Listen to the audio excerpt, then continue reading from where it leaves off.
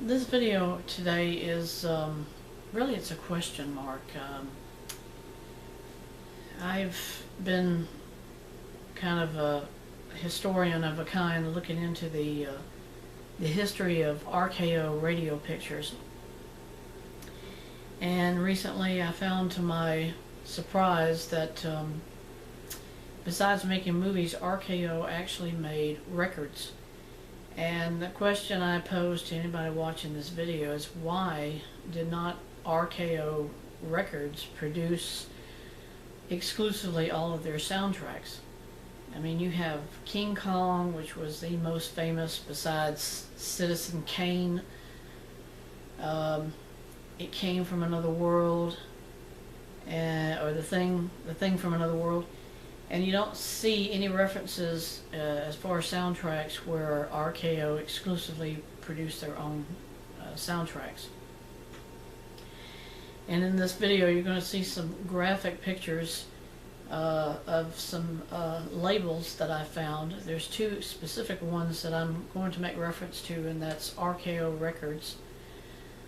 The other label name was Unique Records, which very specifically it states on the album it was a subsidiary of RKO Tele-Radio Pictures. And I did some checking on eBay and some other places to see how rare are the records that they made during the time that they were in business.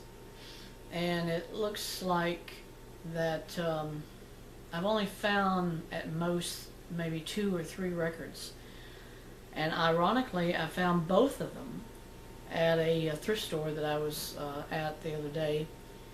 One is Ted Lewis. He did a record for Unique Records, The Shadow of Your Smile.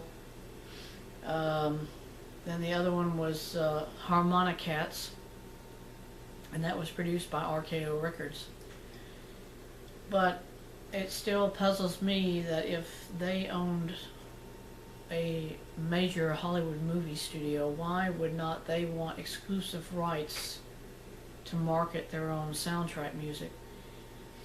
Obviously, I know they had a bigger market for all kinds of other music, you know, instrumentals, vocal artists, but for soundtracks, now maybe RKO never decided to market soundtracks because they didn't want to invest the money to produce major sound scores, or maybe they did, but financially they were hard up for really they wanted fast sellers. They didn't want to try to market things that might not actually sell or gross a lot of money, like soundtracks really didn't make that much, I don't think, in the early 40s and the 50s, and that was the primary part or target of who they were probably, they wanted to get as much money as they could, and that meant pushing their luck really about trying to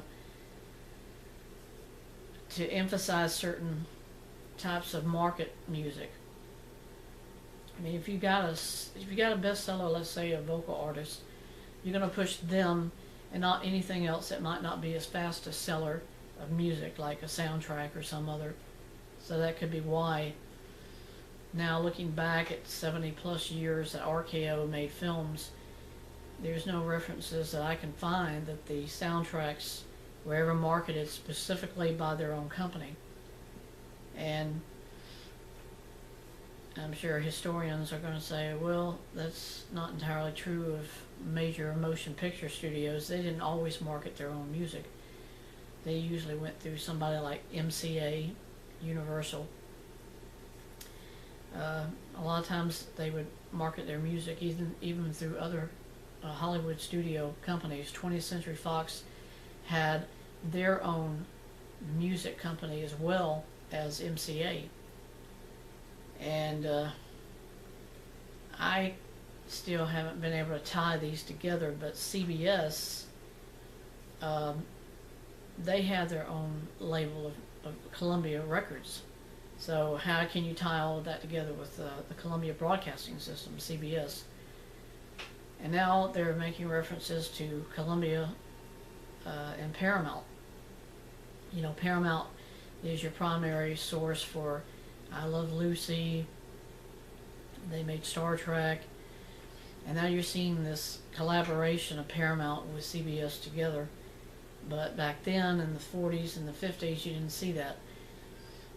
But again, it all ties to the same question mark.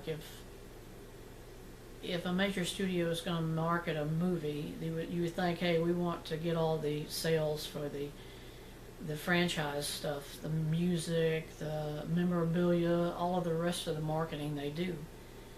And I have not found any references to RKO Pictures ever marketing their own movie soundtracks.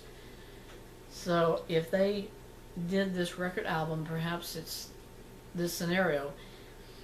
They were trying it out. They wanted to see how many people might buy these records, and it might have failed. That could have been what happened. Today, all of the holdings that are owned by RKO is through RKO General, and they are distributed through pretty much Turner Entertainment.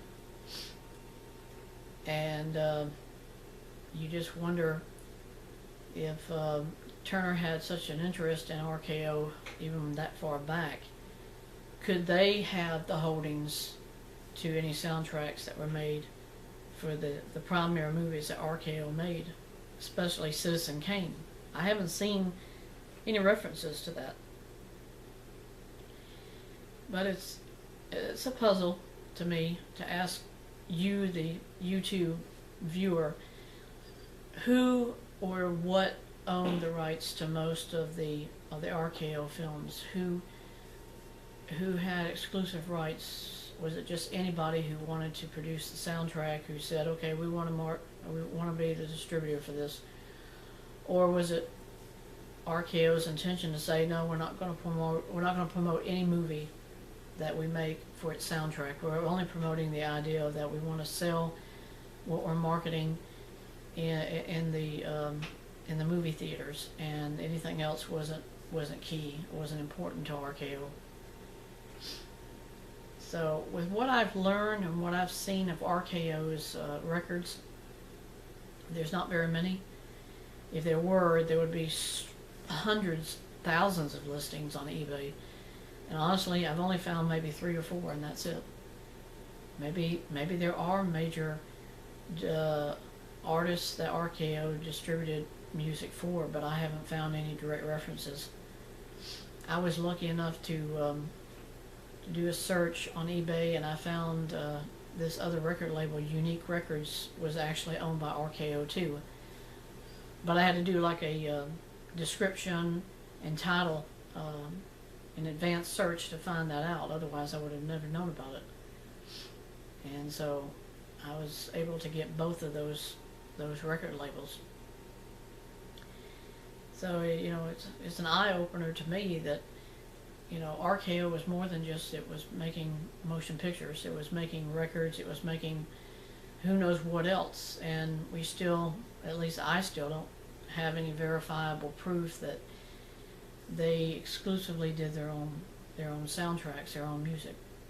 Maybe somebody will leave a comment and explain to me and everybody else, why is it that when you do a research of RKO, you only find out they did movies, and they point out all these little specific ones they did, but never, oh, well, they also had this soundtrack company, or they did records on top of that. There was no mention of that, so it was definitely an eye-opener. So thank you for watching this video, and I hope that if anybody has any insights, maybe you'll leave a comment, and this way the rest of us can find out more of